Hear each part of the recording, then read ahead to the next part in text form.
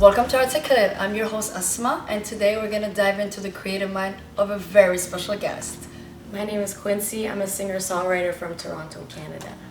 Alright, so before we dive into our chat, I'm going to explain the block card game that we have here and the material as well. So basically you're going to draw a card and just paint the answer, and we're going to reveal it at the end.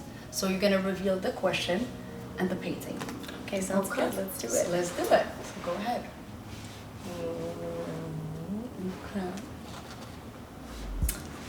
Okay, I got it. You got this? Yeah, Okay, yeah, great. yeah, yeah. So how did you get into music, and when did you realize you could sing? I got into music. I started in church actually. So I went to church my whole life, and it was just in choir. And then I think for one of the shows I got chosen to do a solo, and that's I think when everybody realized I could sing. I think that. So you had no idea. I think I knew myself I could sing, but I was always kind of hiding amongst the choir. Okay. But that was when people were like, oh, she can sing by herself. So that was the moment I think that I discovered, or that I got the confidence and validation from everybody else. If you could describe your creative process when you're writing new music, how would it be? So I would say that the number one thing I do is I meditate. So in the morning, before I start my day, I have to meditate and just say what I'm grateful for, and kind of just set the tone for the day. Because if I don't do that, I feel I have mental blocks. Okay. So that's a big part of my creative process. That's beautiful. Yeah. So meditating, I try to stay off my phone, and then I try to, I think just listen to music, get inspired musically. So I'll try to listen to just songs that I'm into at the time, and just get inspired, kind of write down what I'm feeling that day, or how. Yeah, I try to just be present and think about how I'm feeling, and then before I get into it, so I can be in touch with where I'm at that day. So I feel that's my creative. Those are the things I have to do before I start. Before you writing. So I guess check in with yourself, and then 100%. That's beautiful. 100%. So do melodies and lyrics come to you spontaneously, or do you have a structured approach? I would say that melodies just come they just come. I think. Yeah, they just come. What I will do when I'm writing is if I have a melody, I'll kind of piece by piece, a puzzle kind of. So I'll do the melody and I'll try to just lay it down so I can have it and listen back and see how it sounds with the beat. And then I'll be okay, and then just start singing that and let it flow into something else. Okay. I try to just be as authentic as I can with melodies, and then with songwriting itself, it's just I said, just depending on how I feel or how the beat makes me feel. So you know what I mean? You gravitate towards with the beat. Okay. And a lot of the times I make the beats with my producers. But if I get sent beats, I'll just try to imagine what that song feels like before I add lyrics to it. I think that's very interesting. I think not us non-writers or non-music people, how you come up with the lyrics listening to a beat. I think that's very interesting. Yeah. I feel like before you, I feel when you the intro of a song, you can kind of feel what it's making you feel. You know what I mean? Whether it's a happy song, or it's a sad song, or if it's an emotional song, or sometimes you're going through something, and the melody will remind you of that, and then you're okay, that's what I'm gonna write about. Okay. So yeah, I think music guides you. So you just go with the flow with that afterwards. Yeah, 100%. But talking about that, how do you manage being vulnerable in your songwriting? I feel that was the only place that I was able to be. I feel I was how to shell my whole life. So I feel that was it started off as journal entries and poems. My father was a poet too, so that was the way. It was just kind of write it down, get it out, and then that's just kind of. So it's always been therapeutic for you. Very therapeutic. Yeah, necessary. That was the only way I felt I could be open and honest to myself, too. So yeah, that's great. Yeah. And if, let's say, someone that never heard your music could listen to one song in particular, which one would it be and why? I know it's hard. Take your time. This is I would it has to be released music, or is it something? I guess I'll say release because it's on Spotify, Kwncy.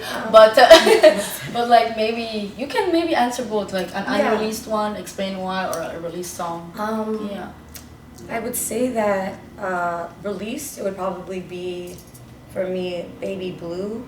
I know everyone loves Downtown. That's a great song. Yes. But Baby Blue is like very like personal to me. Okay. And it's like a 1 minute and 30-second song, and like I'm addicted to like interludes, and I'm addicted to short songs. Okay. Like I almost dropped a project of like 30 interludes. So I was like, I can't do that. So, but yeah, I would say that song. Okay. I just love that one. It just like I could repeat that forever. The whole like EP just flows. Yeah, I love all of them. Everything is really Everyone dear loves to me. everything. I like Yeah, everything. Yeah. Everything is a favorite too.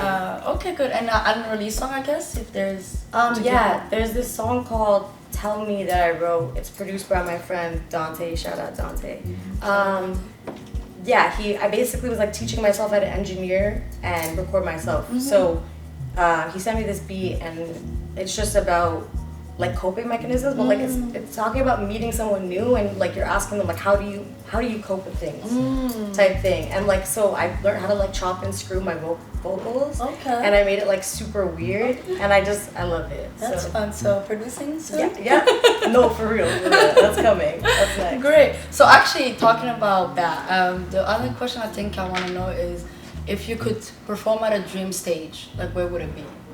Like it could be a place, it could be like, Coachella, even though I feel like it's kind of basic, everyone would say Coachella, but like what would you, for you? I feel like I'm on like the Solange tip where she like doesn't do like very like commercial stage settings. I like super intimate and like artsy, weird cathedral, like I want it to be more of a vibe. I feel like it's like quality over quantity. So I feel like for Toronto, I just saw somebody at Roy Thompson Hall. I thought that was really cool. That's small, I think. It's like smaller, but it's super like, I don't know, beautiful, intimate kind of for like a big show. But that would be like the Canadian stage that what I would about want to be.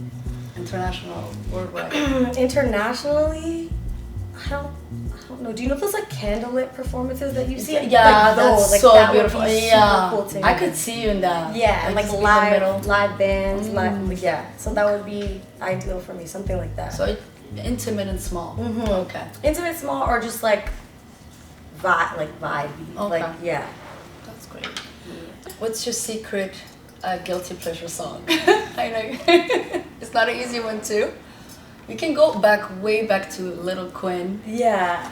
I feel like honestly, because I love the beat and it was so hard at the time, but like Toxic by Britney Spears, that was a banger. I don't care what anybody says, it was a banger. Like, even when I hear that song now, I'm like, yo, what? That song is crazy. You don't have to apologize. No, I completely agree with you. Yeah. I feel like that would be my guilty pleasure. So, yeah. Okay, my love. What is the truth about yourself that you're still discovering today? I would say like authentic. I'm learning how to be my most authentic self. I feel like I tried to tell myself like I don't care about what people think about me growing up, and like it was like kind of a defense mechanism, like because I think that I do care about what people think, but I feel like that just being authentic to myself is like the cure for that, because I don't think it's a good thing to not care. I think caring is important, but I feel like just being true to who you are is like kind of like the cure to needing validation from other people or whatever the case. So I feel like that's the truth I'm stepping into, is like learning what's authentic to me and like kind of being able to identify myself in a room of people and like what makes me different and being proud of that and not like hiding that or shying away from that. And even if you have like similarities with somebody, like embracing that there are differences and similarities in people, in everybody. And I think probably more similarities than we think. Exactly. That's very true. So I think that those are things that I'm learning as I get older, and I feel like yes, being different is amazing, but connecting on similarities is super important too. I think a lot of people need that. Mainly, I'm sure in your music. Yeah. Like you want people to connect, understand and like feel your pain or like 100%. your happiness, right? So well, on that note, my love, that was beautiful. Thank you. No worries. Reveal time! I can't wait to see it. So you're gonna read your question, Yeah. and then show it to the audience. So the question was, which instrument do you wish you could magically play? And I drew a sitar. My friend, one of my good friends slash producers, the Count, he has a sitar, like a turquoise or teal sitar. Where's at that his from, studio. sitar? I don't know exactly where it's from, but it's like one of my favorite sounds ever. Is it smaller than It's like a long, thinner, and it's just like a beautiful sounding, like, it's like a guitar, but it's almost like more, like it has more of an Arabic sound to it or something. That's like, what I was thinking. Yeah, it's just like so distinct, and I've been using it a lot in my music lately. So, yeah, I wish I could play that instrument. That's the one. Well, talking about that, what's coming out soon? Like any new projects? Yeah. Yeah. So I'm working with Deja SB on an EP. We have a couple songs with Keys and Crates coming out. Okay. Exciting. Yeah, and then I have this guy named Airplane James. Shout out Airplane James from the West Coast, LA. We have a couple songs coming out together too, which I'm really excited about. And then I have my own just solo stuff coming out in the fall, because it's obviously I like my slower kind of vibe. But yeah, lots to work with this year. So We're very exciting. Thank you so much for coming. Thank you for having me. Thank you. I was supposed to see this girl for 3 years, so I'm so happy that it worked out in this setting. And I love you, pretty girl. Thank you. She killed Love it. you. Thank you. Thank you so much.